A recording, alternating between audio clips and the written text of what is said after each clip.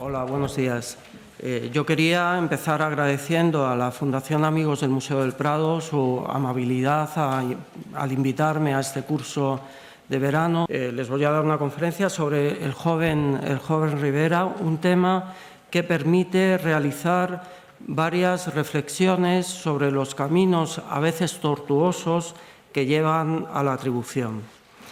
Como es sabido, Rivera fue muy amigo de firmar. Lo hizo en los 30 últimos años de su carrera con una frecuencia mayor que la de cualquiera de sus colegas.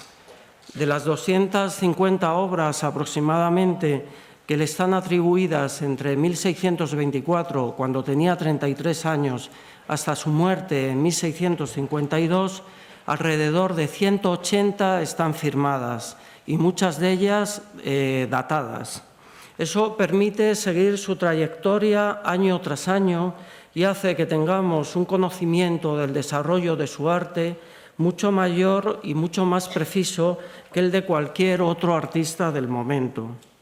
Sin embargo, hasta 1624 solo se le conocen 3 cuadros firmados y la documentación de archivos sobre sus obras es muy escasa. Como consecuencia, hasta los años 50 del siglo XX, sus obras más tempranas conocidas databan de finales de la década de 1610, es decir, de la época en que Rivera tenía cerca de 30 años.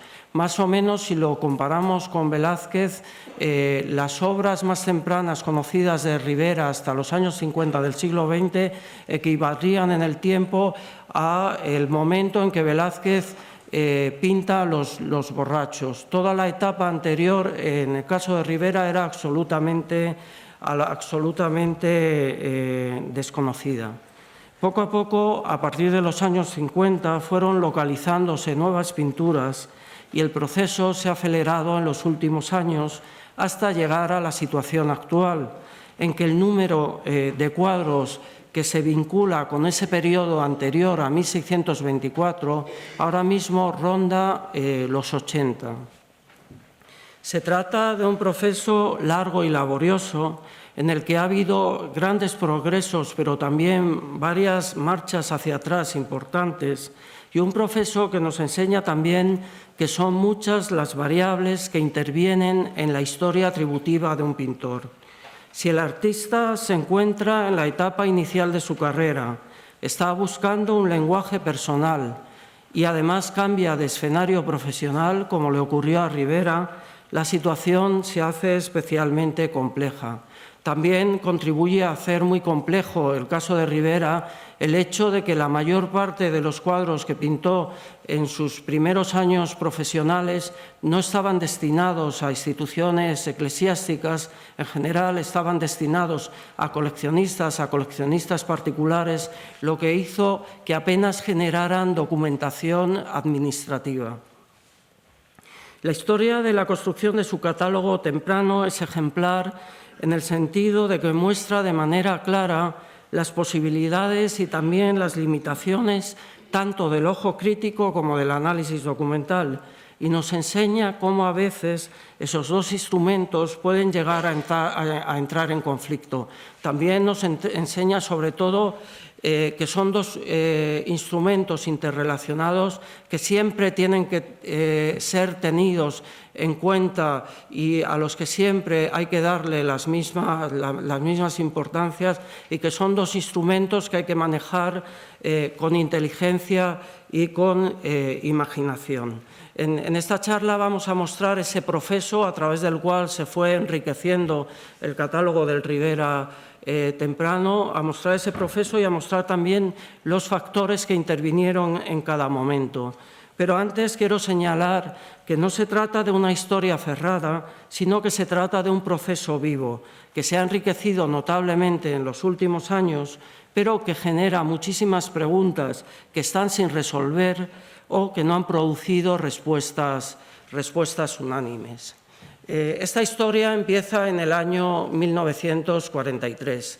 En 1943, como les decía antes, lo más temprano que se conocía de Rivera eran obras como esta, como el Calvario y los otros 4 cuadros que realizó el pintor para el duque de Osuna. El duque de Osuna fue el primer virrey que se encontró Rivera cuando fue a Nápoles en 1616. Para él y la duquesa pintó este Calvario, 4 obras más que desde 1627 se documentan en la colegiata de Osuna, cuya atribución durante mucho tiempo ha sido bastante discutida. Ha habido en general unanimidad a la hora de considerar este Calvario una obra autógrafa, pero respecto a los otros cuadros, hasta incluso principios de los años 70, ha habido muchos historiadores que dudaban que fueran obras originales, pensaban que eran versiones, muchos de ellos pensaban que eran versiones de taller. Es decir, en el año 43, la primera imagen que se tenía de Rivera era una obra como esta.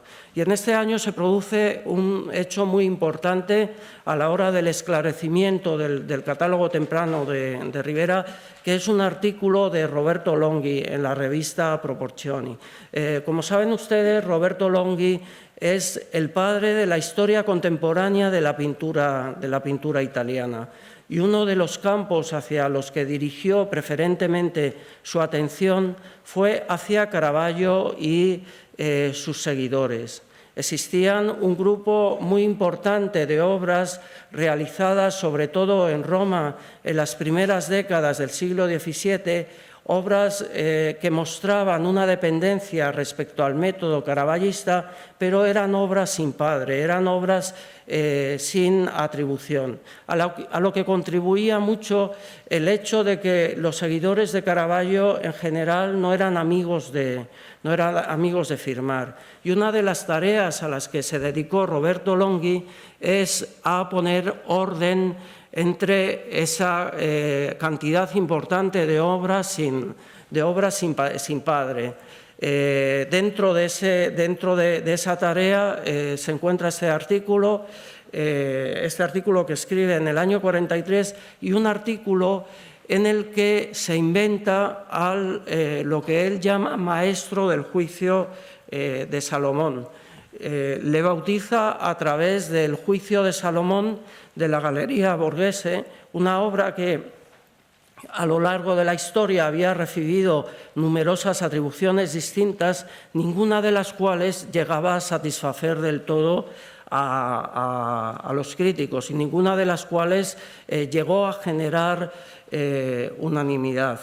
A partir de esta obra agrupó unas cuantas que compartían con esta composición sobre todo una serie de características iconográficas. Esa primera familia del maestro del grupo de Salomón estaba compuesta por 5 apóstoles que eran propiedad del propio Longhi desde 1916, los tienen ustedes en la parte inferior de la pantalla. Estaba compuesta también de una negación de San Pedro que se encontraba en la Galería Corsini y también formaba parte de la familia del maestro del juicio de Salomón un cuadro que representaba Orígenes. Una obra que Longhi conocía exclusivamente por una fotografía en blanco y negro y una fotografía que no publicó en ese artículo, simplemente se refirió a ella por escrito, pero no llegó a publicarla y se perdió en los archivos del propio Longhi y luego de la Fundación Longhi hasta hace 10 años. Este es el grupo inicial de obras del maestro del juicio de Salomón y ahora vamos a ver rápidamente qué es lo que le llevó a agruparlas. Por un lado, la presencia de personajes similares. Ven a la izquierda el juicio de Salomón, ven a la derecha el apóstol Santo Tomás del apostolado Longhi y pueden comprobar que se trata del mismo personaje que se incorpora en el extremo derecho de la composición de la Borghese. Igualmente, otro de los apóstoles, el apóstol San Bartolomé, Aparece en el extremo del juicio de Salomón, se le ve media cara mirando al espectador, y es el mismo modelo que utiliza en la negación de San Pedro. Es el personaje que está señalando junto con la criada a San Pedro, identificándolo como discípulo de Cristo. Y en esa misma negación de San Pedro, el personaje que está en el extremo izquierdo, que extiende su brazo derecho hacia la mesa, donde está jugando a los dados, es exactamente el mismo que le sirve de modelo para el cuadro de Orígenes. Es decir, Longhi va estableciendo relaciones entre unos cuadros y otros, y a través de esas relaciones propone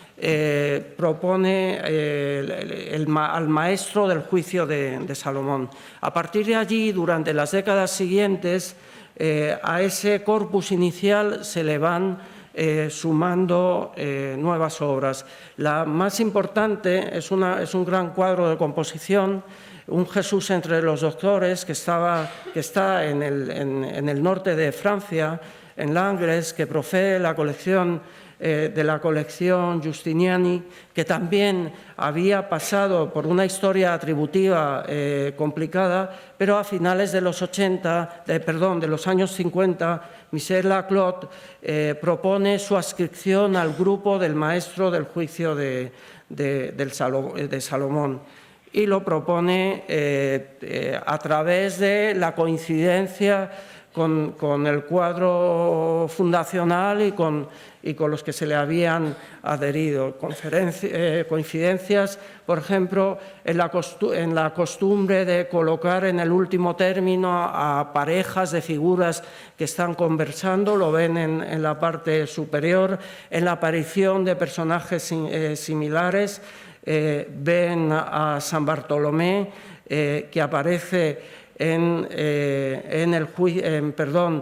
Cristo entre los doctores, también asomándose en el extremo derecho, o pueden comprobar también que el personaje que tiene una mayor presencia física en Cristo entre los doctores, el personaje que tiene el torso desnudo en la parte izquierda, es el mismo que luego se utilizaría para caracterizar a San Pedro en la negación de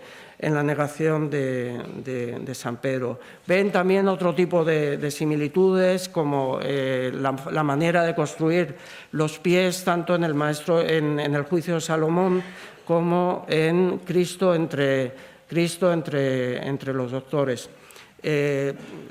Longhi, a la hora de establecer una filiación del maestro del juicio de Salomón, lo vincula sobre todo con maestros caraballistas procedentes del norte y activos en Roma en la década de 1610 y en la década de 1620, como Gerard Dufay o como Cravet. Para Longhi, el maestro del juicio de Salomón es un maestro del norte que trabaja en Roma. Pero enseguida, además de las semejanzas que guardan entre sí los distintos cuadros, también muchos críticos empiezan a advertir diferencias. La más importante es la que se establece entre el juicio de Salomón y los otros dos grandes cuadros de composición, Cristo entre los doctores y la negación de San Pedro, desde el punto de vista, por un lado, de la gama cromática, desde el punto de vista de la escala y desde el punto de vista de la construcción espacial. Tanto Cristo entre los doctores como la negación de San Pedro incluyen figuras del tamaño del natural, sino un poco mayor del natural, algo que es habitual entre Caravaggio y sus seguidores. De hecho, es casi una seña de identidad para los pintores naturalistas. Sin embargo, el juicio de Salomón, la escala de las figuras del juicio de Salomón es inferior al natural. Desde un punto de vista de la construcción espacial también hay diferencias. Frente a la disposición en friso de Cristo entre los doctores y la negación de San Pedro, cuadros en los que se resuelve la composición en muy pocos planos y en planos muy inmediatos al espectador. El juicio de Salomón es espacialmente más complejo y en él el número de planos espaciales se multiplica respecto a los otros dos. Este es un problema muy importante que hoy mismo, en el año 2011, sigue planeando en la discusión sobre hasta qué punto estas tres obras pertenecen al mismo pintor, a un pintor que evolucionaría, que cambiaría en lo que se refiere a su construcción espacial, o por el contrario, otra de las preguntas que sigue planeando es si en realidad no estamos ante dos pintores distintos. Como digo, al núcleo inicial se le fue sumando, por un lado, Cristo entre los doctores, más tarde una obra de la colección Borghese que tradicionalmente había sido atribuida a Kravet. En los años 60 y 70 ya se vincula al maestro del juicio de Salomón a través fundamentalmente de las relaciones que tiene con el San Pablo del apostolado Longhi. No solo es un tipo humano parecido, sino que también hasta la escala, hasta la manera de situar la figura en el espacio pictórico guarda bastante relación. Con el tiempo también se vinculan al maestro del juicio de Salomón obras como San Pedro y San Pablo, que pueden ver en la exposición, o los restos de un apostolado del que aquí tenemos a Santiago y a Santo Tomás, un apostolado, a San Judas, un apostolado que en el caso del cuadro de la izquierda procede del Museo de Budapest, donde durante décadas había sido atribuido al maestro español Giuseppe Martínez, pero del que desde finales de los años 70 Cousin y Breyon de Lavagné propusieron la atribución al maestro del juicio de Salomón, al igual que el Santiago, que comparte como ven, la misma escala, la misma estrategia de representación, un tipo de cartela y un tipo de tipografía dentro de la cartela similar. Durante 6 décadas el maestro del juicio de Salomón ha tenido una vida independiente, como digo, una vida generalmente vinculada a maestros nórdicos, aunque en algún caso ha habido alguien que lo ha vinculado al mundo napolitano y en concreto de manera muy tímida ha sugerido que pudiera estar relacionado con Rivera, como fue el caso de Nicholson. Nicholson es el autor del gran corpus de pintura caravallista europea, que en su momento señaló las posibles relaciones, aunque no llegó a identificarlos, entre la pintura del maestro del juicio de Salomón y la pintura de Rivera. Pero básicamente el maestro ha tenido una vida independiente hasta el año 2002. Y en el artículo del año 43 de Longhi ocurre otro hecho importante relacionado con Rivera. Y es que Longhi da a conocer los comentarios que un médico que ejercía en Roma en tiempos en los que Rivera habitaba en la ciudad, Giulio Mancini, los comentarios que Giulio Mancini incluye en un tratado sobre pintura que ha quedado inédito hasta el siglo XX. Un tratado que tituló Consideraciones sobre la pintura, que es la fuente más importante que conocemos para entender el ambiente artístico romano en la segunda década del siglo XVII. Mancini, además de médico, era coleccionista y aficionado a la pintura y muy perceptivo a todo lo que estaba ocurriendo en la ciudad desde ese punto desde ese punto de vista. Longhi da a conocer los comentarios de Mancini, que dan lugar 10 años después a un importante artículo de José Milicua, centrado precisamente en los análisis de esos comentarios de Mancini. Por Mancini sabemos que Rivera está en Roma en la primera parte del siglo XVII. Sabemos que es considerado uno de los seguidores más importantes de Caravaggio, a pesar de su corta edad. Él está al principio de sus años 20, él en 1611 ha cumplido 20 años. A pesar de esa juventud, ya Rivera se está señalando como uno de los caravallistas más importantes. A través de Mancini sabemos también que Rivera es un pintor que trabaja muy rápido, lo que permite suponer que produce mucho. Y a través de Mancini sabemos, por ejemplo, que Rivera había realizado una serie con los 5 sentidos y un Cristo depuesto para un coleccionista español cuyo nombre omite.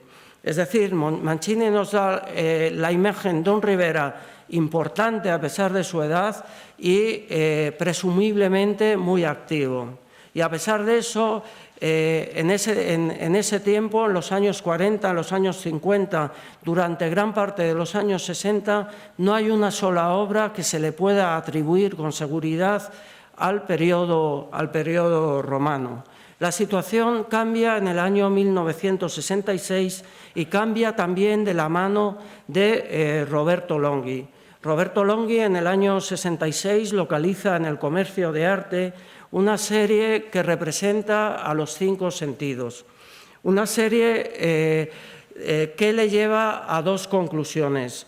Por un lado, su calidad no permitía considerar que la serie fuera original, aconsejaba considerarla copias, una serie de copias, y por otro lado su estilo, su escritura pictórica permitía asociarla con Rivera. Roberto Longhi enseguida, a la vista de la serie, se acuerda del comentario de Giulio Mancini, el comentario en el que Mancini nos habla de esa serie de los 5 sentidos que hizo Rivera para un español en Roma, y Longhi llega a la conclusión que esa serie es una serie de copias de obras realizadas por Rivera en Roma. Y a partir de la localización de las copias empiezan a surgir los originales. El propio Longhi identifica como original de la serie el busto que ven ustedes a la derecha y que estaba en Estados Unidos, en el Wadsworth Atheneum en Connecticut. Poco después se identifica como original de la serie el tacto que ven ustedes a la izquierda, que es un cuadro que estaba en la Fundación Norton Simon de Pasadena. A principios de los años 70 se identifica como original una obra que está en la colección Frank Mayer de México, y muy a finales de los años 80 sale al mercado el olfato. El olfato sale en subasta como otra de las copias de Rivera, pero el hecho de que su marco fuera exactamente igual que el del gusto, además del propio análisis visual, llevó a mucha gente a pensar que no estaban ante copias sino ante originales, y el cuadro multiplicó por muchísimo su precio y fue adquirido por un coleccionista español. Es decir, en 1966 el mismo autor que se había inventado al maestro del juicio de Salomón localiza a los primeros Riveras indubitables de su periodo romano, de su periodo anterior a 1616, cuando se establece Nápoles. Y al igual que había ocurrido con el maestro del juicio de Salomón, a partir de esa localización empiezan a aparecer nuevas obras que van engrosando el catálogo del Ribera romano. Poco después se produce también otro hecho muy importante a la hora de construir la imagen del Ribera temprano. En 1973 se celebra en Granada un congreso internacional de historia del arte. Y una de las actividades de ese congreso fue un viaje a Osuna a ver los cuadros supuestamente de Ribera. Digo supuestamente porque hasta entonces eran muchos los que negaban que fueran obras de Ribera, en parte porque saben ustedes que Osuna está a 80 kilómetros de Sevilla y la mayor parte de los historiadores conocían las obras de Osuna no de primera mano, sino a través de fotografías y de fotografías en muchos casos de calidad deficiente. Los participantes en el Congreso viajan a Osuna. A la vista de los cuadros, muchos se convencen de su calidad, pero hay un convencimiento también general de la necesidad de restaurarlos. Y se restauran en el Museo del Prado.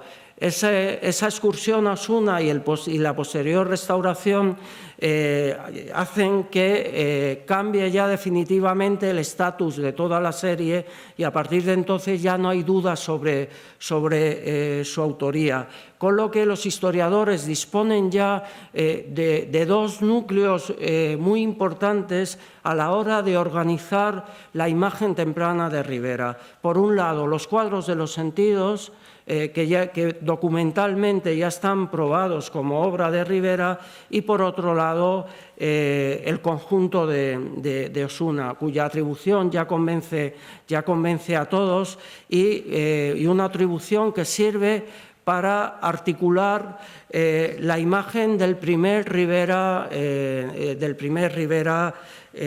napolitano. Y como digo, a partir de entonces se va enriqueciendo el catálogo con obras como este retrato o esta figura masculina del Museo de Berlín, que muchos han pensado que fuera un retrato, con obras como este Demócrito de colección particular, o como obras como este San Pedro y San Pablo, que se encuentra en el Museo de Estrasburgo, que ha estado expuesto aquí en el museo hasta hace cerca de un mes. Ahora mismo participa en una exposición sobre caravallismo en Canadá. Y una obra interesantísima en todo este proceso. Una obra que se incorpora al catálogo de Ribera solo a finales de los años 70, cuando Nicola Spinoza publica su obra completa de Ribera. Y digo interesantísima porque es una obra que está firmada por Ribera. No he conseguido una imagen suficientemente nítida, pero probablemente los que visitaron antes de hace un mes la exposición recuerden la firma. Es una obra firmada por Ribera en latín, en capitales romanas, con una firma muy extendida en la que Ribera se declara a sí mismo español y miembro de la Academia de San Lucas. Pues a pesar de esta firma, a pesar de que este cuadro procede del Escorial y ya en el siglo XVII la literatura artística, por ejemplo, la descripción del Escorial del padre Francisco de los Santos, citan este cuadro como obra de Ribera, a pesar de que algunos de sus personajes, como el San Pablo que ven a la izquierda, tienen un aire de familia importante con el San Pablo del apostolado de aquí, del Prado, a pesar, como digo, de todos esos datos, durante muchas décadas es una obra que no estuvo atribuida a Rivera, que se vinculaba con artistas del norte. En concreto, es una obra que se relacionó, con artistas como Dufay o con artistas como Kravet. Esto nos da idea de hasta qué punto el problema de la reconstrucción de la imagen templana de Rivera ha sido un proceso laborioso y un proceso largo y un proceso en el que han intervenido muchos factores y en el que se han puesto a prueba los distintos instrumentos atributivos. A pesar de todas estas evidencias de las que les estoy hablando, el ojo crítico ha llevado a muchos historiadores a negar que esta obra fuera de Rivera, en parte porque no existían muchas otras obras similares del periodo temprano de Rivera con las que poder compararlo. Pero, como vamos a ver inmediatamente, no ha sido el único caso. Bueno, en esta obra completa de Rivera, que se publicó a finales de los años 70 por Nicola Espinosa, se dan a conocer otras pinturas vinculables a la etapa temprana del pintor, al Rivera a caballo entre Roma y Nápoles, como este martirio de San Lorenzo, que ahora está en Australia. Y unos años después, a principios de los años 90, sale esta obra. Es una obra que dio a conocer Craig Felton. Felton es un especialista norteamericano en Rivera que a principios de los años 70 publica el primer catálogo razonado del pintor. Y a finales de los años 80, a principios de los 90, encuentra en una colección canadiense este San Jerónimo, una obra que, al igual que San Pedro y San Pablo de Estrasburgo, ha estado expuesta aquí en el museo hasta hace cerca de un mes y ahora mismo participa en la misma exposición canadiense que el San Pedro y San Pablo. Y es una obra firmada. Está firmada en el lomo del libro. Y ocurrió algo muy parecido a San Pedro y San Pablo de Estrasburgo. A pesar de esa firma, una firma en la que Rivera no se declara académico romano, lo que hace fechar esta obra antes de 1613. Sabemos que Rivera fue académico romano por lo menos desde 1613. La no presencia de esa firma sugiere que es una obra anterior. Pero a pesar de la firma, hubo historiadores que se negaban a creer que fuera una pintura de Rivera. Y las razones de esa incredulidad son comprensibles, ¿no? Si comparamos este San Jerónimo con las obras que en ese momento, que a principios de los años 90, en vísperas de la gran exposición sobre Rivera, que tuvo lugar en Nápoles, en Nueva York y aquí en el Prado, si comparamos el San Jerónimo con lo que en ese momento se consideraba más temprano de Rivera, se entienden también las reticencias. También se entiende que la mayor parte de los historiadores lo consideraran de Rivera. Hay elementos comunes a las otras obras de Rivera, como la presencia de la mesa, lo que es la estrategia compositiva en general, pero la escritura pictórica es un poco diferente, ¿no? Simplemente comparar el brazo desnudo del San Jerónimo de Toronto con la manera como está descrito el cuerpo del San Jerónimo de Osuna nos muestra más diferencias que semejanzas, pero también el modelado de la vista o el modelado del gusto, que eran las obras indubitadas del Rivera romano, es ligeramente distinto al modelado de San Jerónimo, ¿no? Bueno, en esa exposición aparecen nuevas obras de Rivera, una de ellas este Demócrito, que está ahora mismo en la exposición, cuya atribución la debemos a José Milícula, al igual que había ocurrido con el Orígenes que Longhi conocía solo a través de una fotografía en blanco y negro.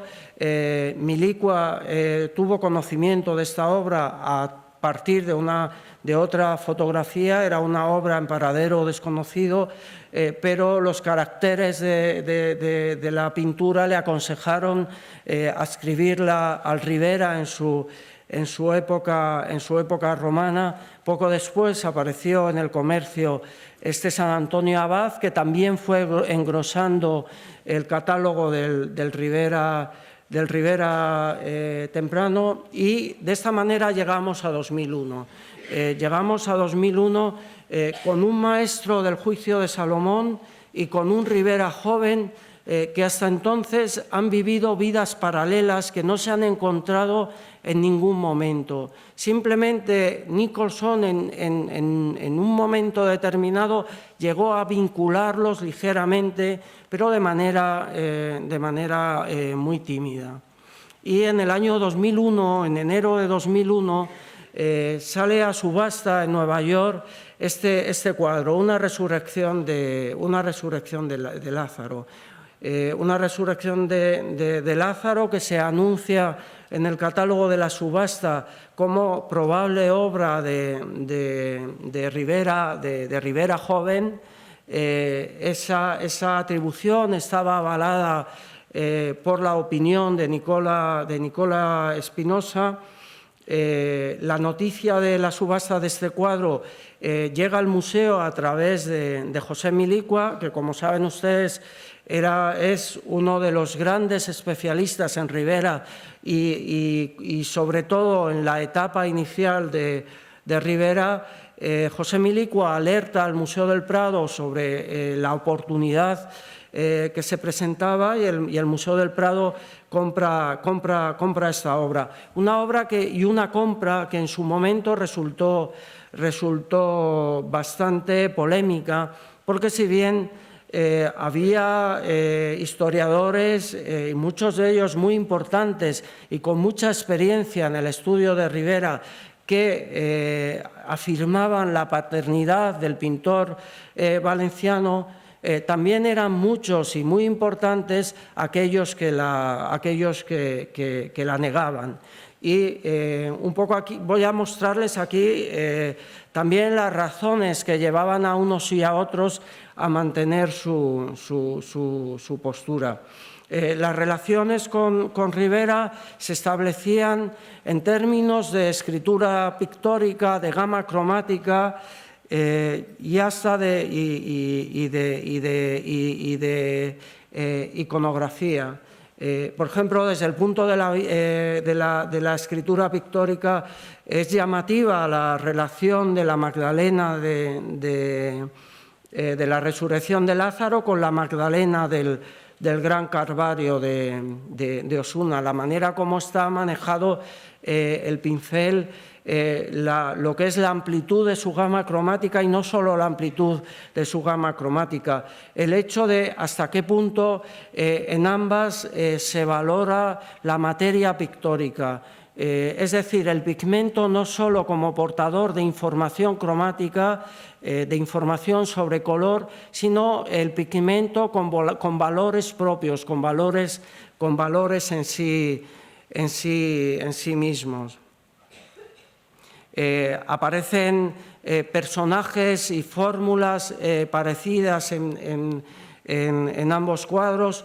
Uno de las señas de identidad del Rivera joven es la presencia de estos personajes tocados, muchas veces que se destacan sobre un fondo oscuro.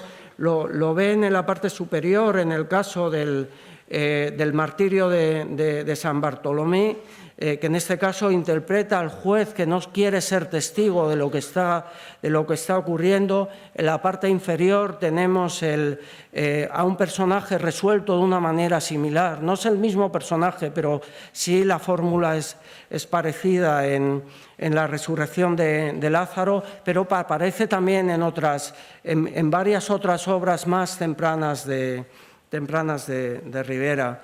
La tipología de Lázaro es parecida, la tipología facial es parecida a la tipología facial del San Sebastián, sobre todo en contraste con el resto de las tipologías faciales del Ribera temprano, con un rostro extraordinario, joven y muy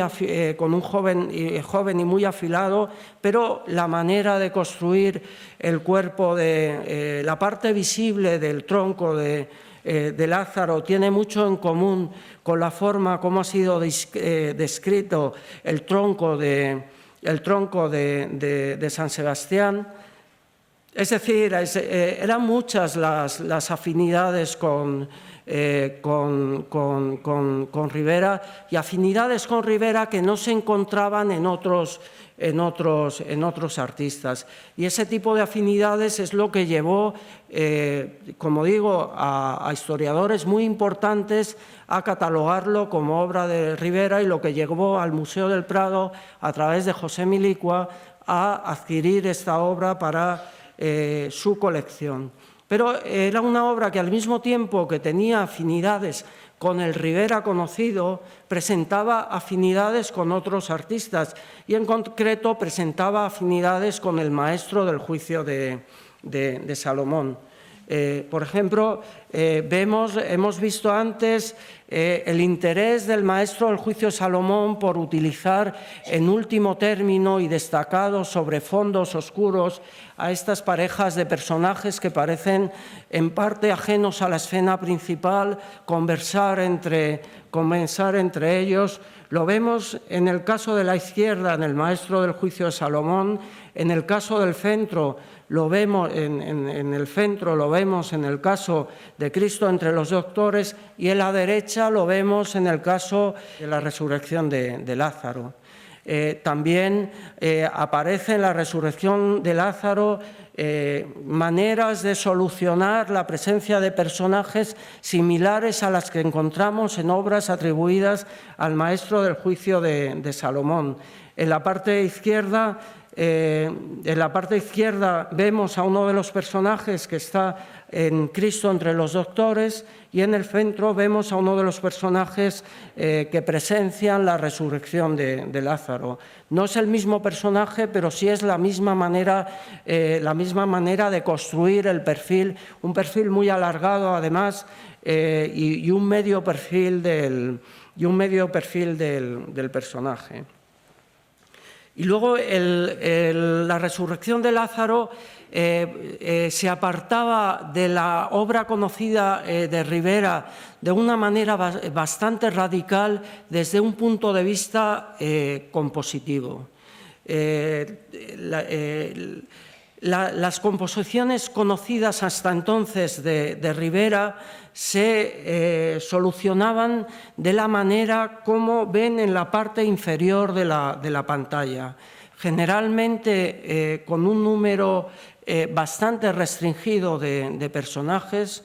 Solo en obras como la Comunión de los Apóstoles en los últimos años de su vida, o como la escena báquica de Capodimonte, vemos un número importante de personajes en lo que hasta entonces era conocido de Ribera.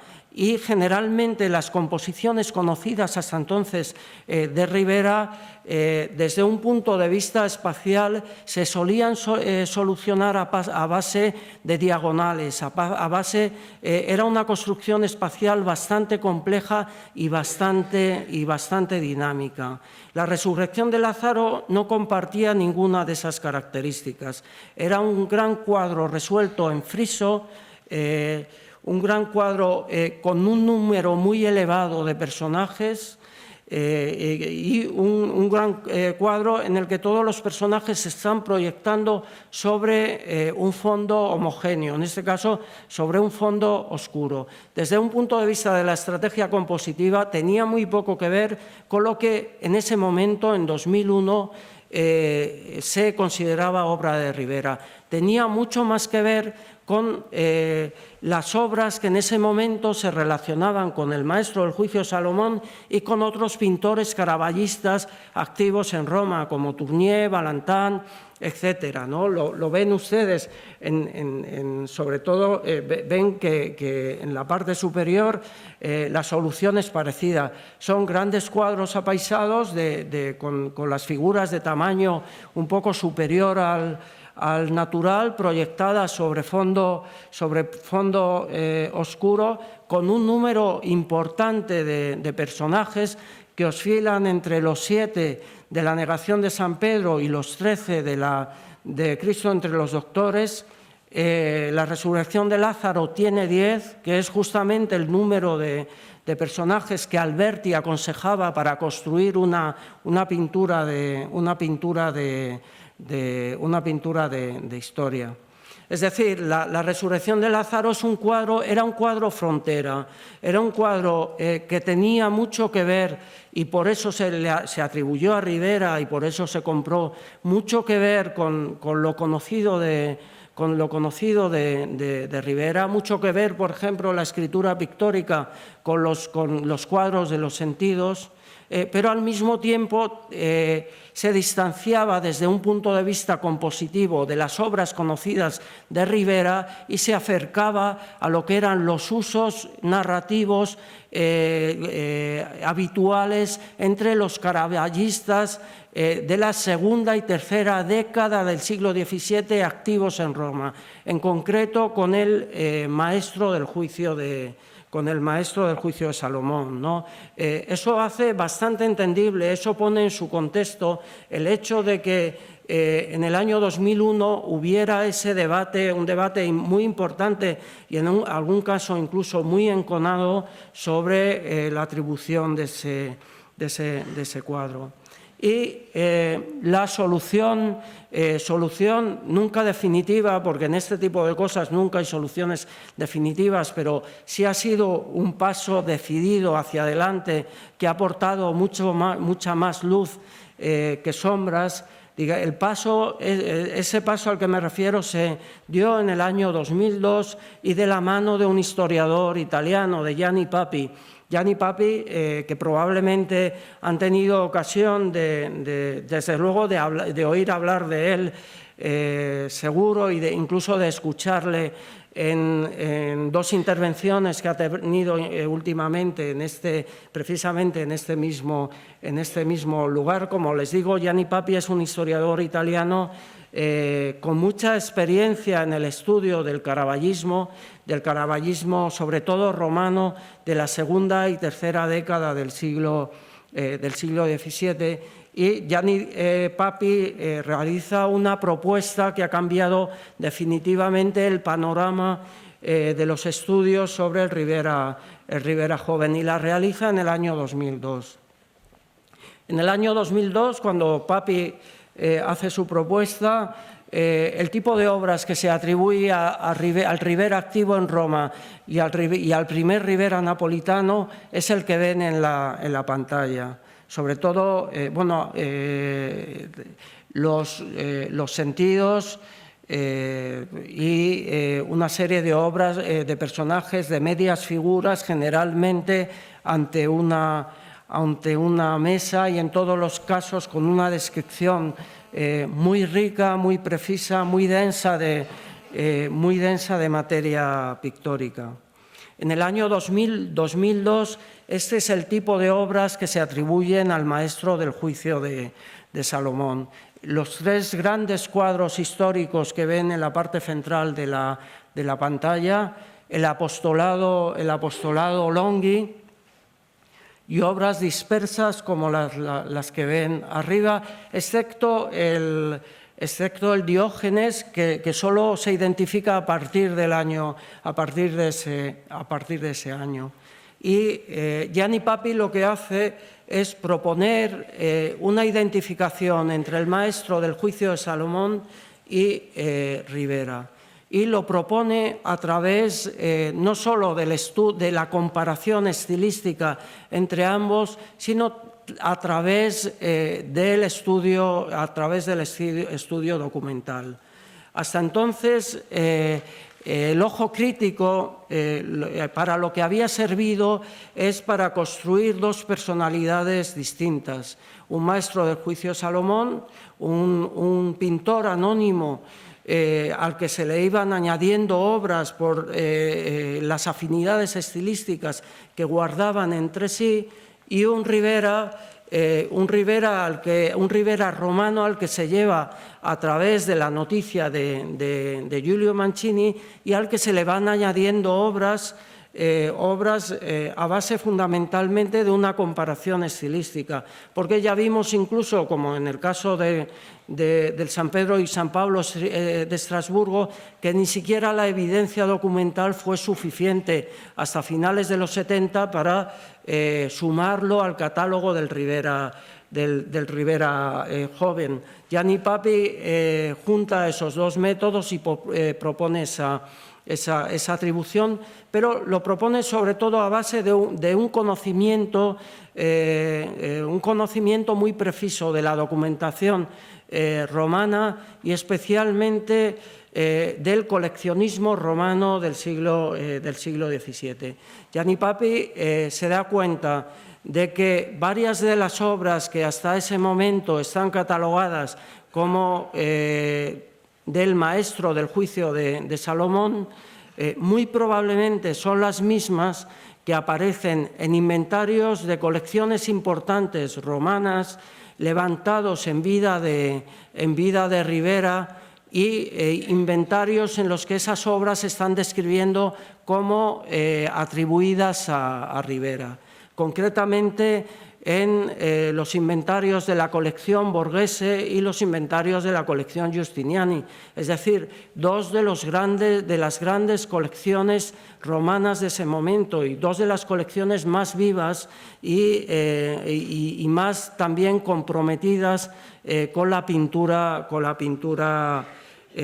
naturalista. Papi se da cuenta de que Cristo entre los doctores, la obra de Langres, aparece descrita en el inventario de la colección Giustiniani a mediados de los años 30 como obra de Ribera, al lado de 12 obras más atribuidas a Ribera. Entre esas 12 obras más figuraba un San Francisco que está en Potsdam, al que generalmente se atribuía al maestro del juicio de Salomón, pero un San Francisco al que se le pudo rastrear su procedencia hasta la colección Giustiniani. Y a la colección Giustiniani pertenecía también y descrito como obra de Ribera un Orígenes, la misma obra a la que se había referido Longhi en el año 43. Longhi la conoce a través de una fotografía que se pierde entre sus archivos. Papi localiza la fotografía en los archivos de la Fundación Longhi y se localiza también el original, que está en Urbino y que ven ustedes en la parte superior a la izquierda, ¿no? Eso va creando una red de coincidencias y una red de coincidencias que afecta también al mendigo de la colección Borghese. El mendigo de la colección Borghese está descrito ya en los inventarios de los Borghese desde los años 20 del siglo XVII, en un momento en el que podía haber memoria perfecta de cómo llegó a esa colección. Está descrito como obra de Ribera. Y estas coincidencias afectan, como digo, a cuadros del maestro del juicio de Salomón. Y Gianni Papi se da cuenta también de otra cosa. Gianni Papi pone nombre al español cuya identidad había omitido Giulio Mancini en sus comentarios sobre la pintura, el español que era poseedor de los 5 sentidos de Ribera. Gianni Papi se da cuenta de que ese español anónimo es Pedro Cosida. Pedro Cosida es un aragonés que trabaja en Roma como agente comercial del rey de España, un aragonés que muere en 1622, cuya colección pasa a su hijo Juan Francisco. Juan Francisco muere 2 años después, en 1624, y en el momento de su muerte se levanta inventario de su colección. En ese inventario, en el que no figuran nombres de los autores de los cuadros, sí figuran los temas y los tamaños de los cuadros. Y en ese inventario se cita una serie de los sentidos, una serie de 5 cuadros con los 5 sentidos, se cita un apostolado y se cita una resurrección de Lázaro y se cita un Cristo entre los doctores. Y Papi prueba que el apostolado que se cita en la colección de Pedro Cosida es el apostolado Longhi. Y lo prueba porque el hijo de Pedro Cosida se casa con María Gavotti. Longhi en el año 16 había comprado sus 5 apóstoles a un miembro de la familia Gavotti. Casi 300 años después había permanecido la serie en la misma familia, ¿no? Entonces, todo esto crea una red importante de coincidencias. A partir de la identificación del apostolado Longhi, se identifican el resto de las piezas pertenecientes a ese apostolado. Ven en la parte superior las obras del apostolado Longhi, en la parte inferior otras obras que pertenecen a ese apostolado, que están en el Museo Capodimonte y en la colección Kolliker de Milán. Son obras que aparentemente tienen una escritura pictórica un poco distinta, con una gama cromática diferente, lo que también en parte se obedece en parte a la propia historia material de las obras, pero son obras que igualmente guardan relación con piezas atribuidas tradicionalmente al maestro del juicio de Salomón. Ven la comparación entre el apóstol de la izquierda, que es uno de los que en los últimos años se han vinculado con el apóstol Longhi, y ven su comparación con uno de los personajes que aparecen al fondo del juicio de Salomón, ¿no? Como les digo, lo que se ha ido creando es una red de relaciones, una red de coincidencias muy importantes, y en historia del arte se trabaja hasta cierto punto a través de coincidencias, a través de relaciones estilísticas, a través de relaciones documentales. Se maneja constantemente la ley de las probabilidades. Ribera no va a resucitar para señalarnos lo que pintó, lo que dejó de pintar, ¿no?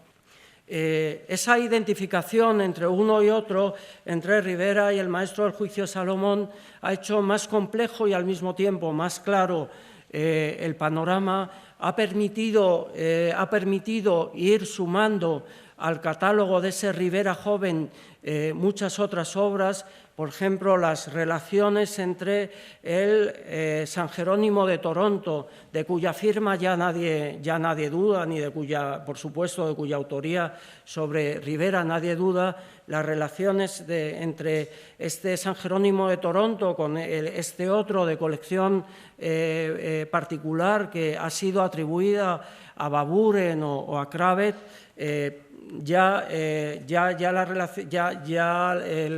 las relaciones son suficientes como para animar a identificar ambas obras como producto del mismo artista, como producto de Rivera.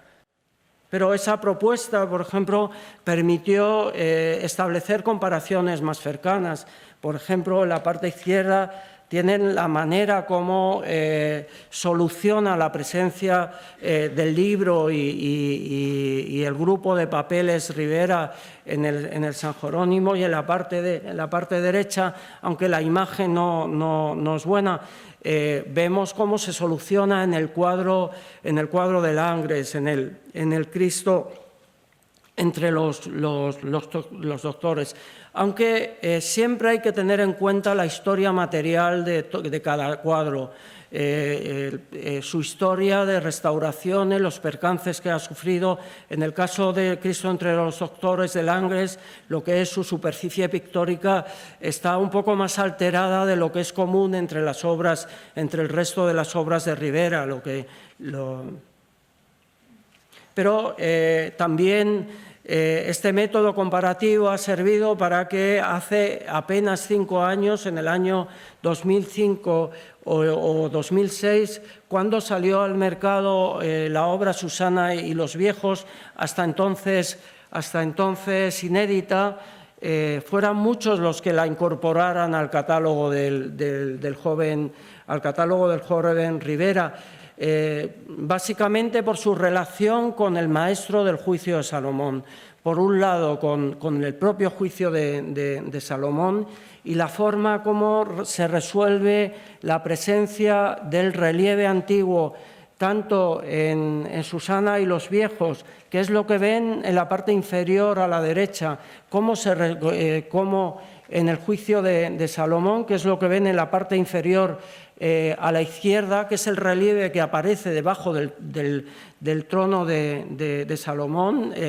La manera de solucionarlo es exactamente la misma, pero en Susana y los viejos volvemos a ver al personaje que le sirve a Rivera para construir su San Bartolomé, que aparece en el juicio de Salomón, aparece en el cuadro de Langres y aparece, como digo, en Susana y los viejos. Eso ha permitido asociarlo muy directamente al juicio de Salomón y a través del juicio de Salomón al propio Rivera, aunque no les oculto que hay muchas semejanzas, pero también, como les decía al principio, hay diferencias de concepción pictórica al que el paso del tiempo irá dando distintas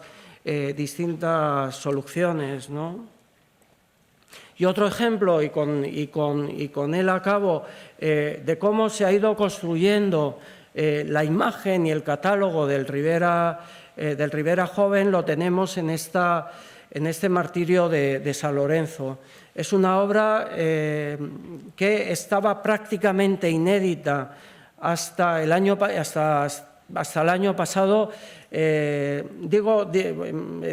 mejor dicho, hasta esta misma exposición.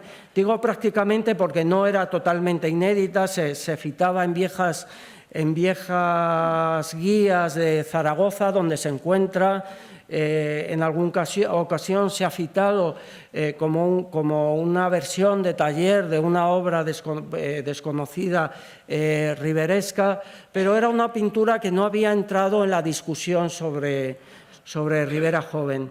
A ello contribuían dos cosas. Una, que es fundamental a lo largo de toda esta historia, que es la visibilidad, en este caso su invisibilidad.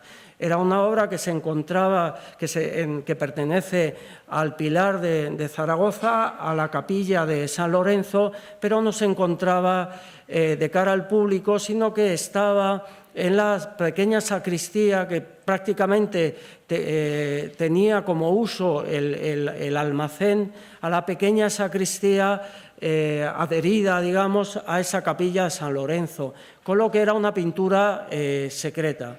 Se conocía a través de malas fotografías en blanco y negro de tamaño sello, lo que lo hacía, como digo, lo convertía en una pintura secreta. Y es una obra que, aparte de esa invisibilidad, tenía otro problema, y era su estado de conservación. Es una pintura que ya a mediados del siglo XVII se cita como una obra estropeada, como una obra en mal estado, una obra que ha perdido una parte importante de sus valores originales, sobre todo de lo que son sus valores superficiales no como adjetivo peyorativo, sino literalmente de lo que son sus primeras capas de pintura, y esas dos circunstancias que son fundamentales y que planean en cualquier historia atributiva de un pintor, sobre todo de un pintor que trabajó hace 400 años, lo que significa que cada una de sus obras tienen 400 años de historia, de historias de desgastes, de historias de restauraciones, de historias de alteraciones. Es precisamente eso lo que provocó es que fuera una obra secreta y una obra apenas conocida. Pero es una obra que guarda muchas semejanzas con las pinturas que ahora mismo están atribuidas al Ribera joven, tanto al Ribera romano como al Ribera napolitano.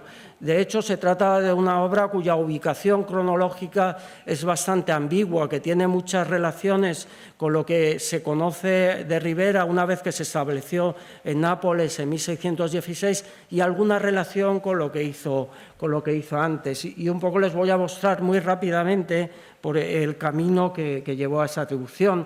Por ejemplo, la presencia de la figura de Zeus que aparece en la parte superior es exactamente la misma que aparece en el Martirio de San Andrés, que firma Ribera a finales de los años 20 y que está ahora en el Museo de Budapest. Pero es una figura de Zeus que no se conoce en ningún otro pintor de la época.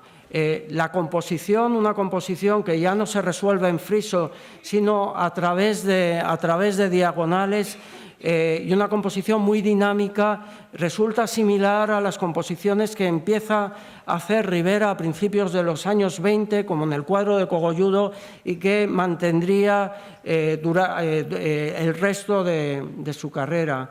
Pero la función que ejercen ciertos personajes es lo mismo. Ven en la parte izquierda el soldado del cuadro anterior, del cuadro de Cogolludo, que está ahí en la parte y en la parte derecha un soldado que ejerce una función completamente similar. El rostro de San Lorenzo, la expresión del rostro y la manera como está descrito, cómo están descritos sus rasgos de una manera muy acusada, es bastante similar al rostro del San Sebastián de Bilbao, que tienen también ustedes en la exposición.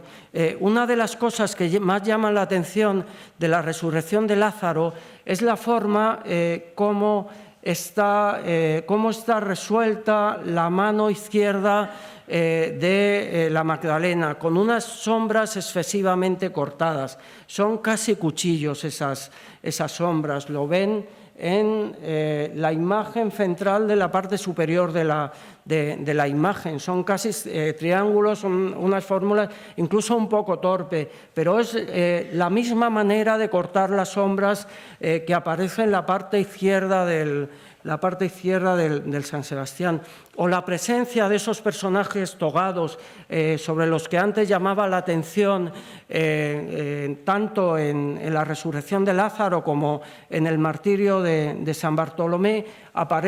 Se da también en el martirio de San Lorenzo. Lo ven ustedes en la imagen derecha de la parte la parte inferior, ¿no? Que lo pueden comparar con su homólogo casi Esto es un poco lo que les he puesto dos casos concretos, y con esto acabo, pero acabo recordando que se trata de una historia abierta, que se trata de una historia hecha a base de establecer una red de relaciones y una red de probabilidades.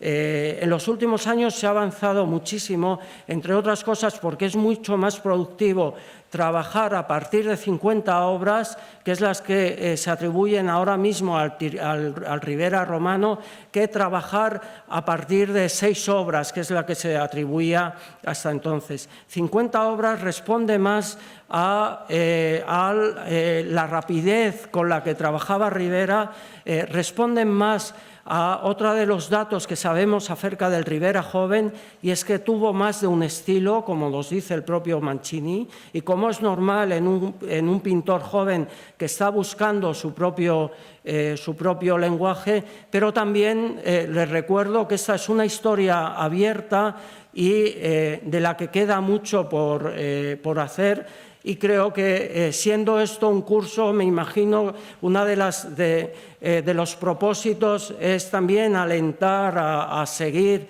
en el camino de las investigaciones que aquí se están proponiendo, y es lo que les hago a ustedes. Aquí hay un campo con muchísimo futuro. Muchísimas gracias.